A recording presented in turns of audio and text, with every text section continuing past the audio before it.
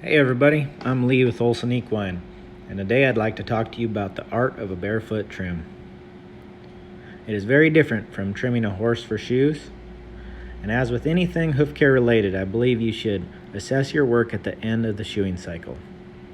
The frog is nice and firm, the bars are nice and straight, the wall is in good condition, everything is smooth, there's no broken pieces, everything seems to be getting along, the hoof is balanced. That's the way things are supposed to look when horses do, just a little longer than they're supposed to look. Nothing distorted, nothing that looks out of the ordinary. There should just be the same thing that we're gonna do, just a little length to take off. So grab the chestnut because it's polite and horses like that. Check balance with your opposite hand so that your body's not in the way and the leg can hang straight. And whether you're shoeing or trimming, I believe that straightening the bars are very important because the bars are made of hoof wall, they're not sole. So when you can straighten them, they're stronger because straight is strong, and the heels aren't like the toe where they don't have a shape to rely on the strength.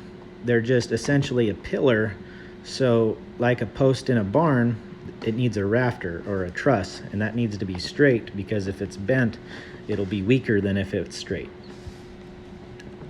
Right now, I'm cleaning up the frog, the central sulcus, and the sides.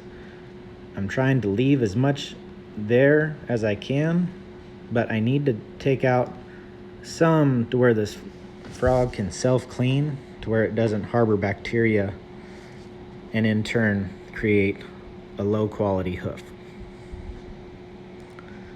You'll notice right here that I have a pretty steep angle on my rasp with the exception of the heels. The rest is a pretty good 45-degree angle, and I try to put 3 of those on the hoof, and 1 of them will be done from the bottom right now.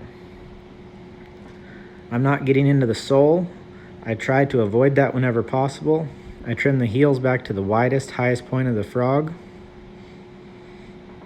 Quick check of balance.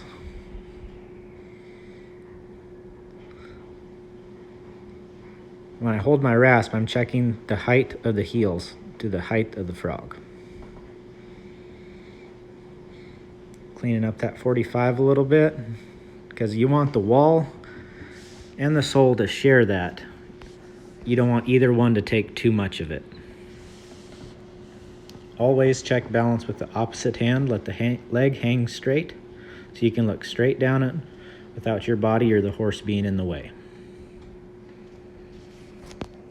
I believe one of the most important things you can do is check your work often.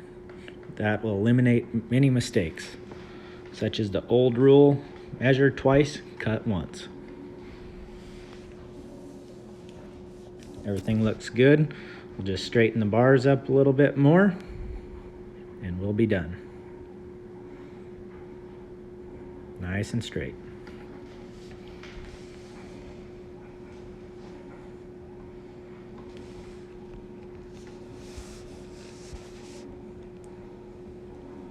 Now we'll pull the foot forward and we will apply our other 2 45-degree angles with our rasp.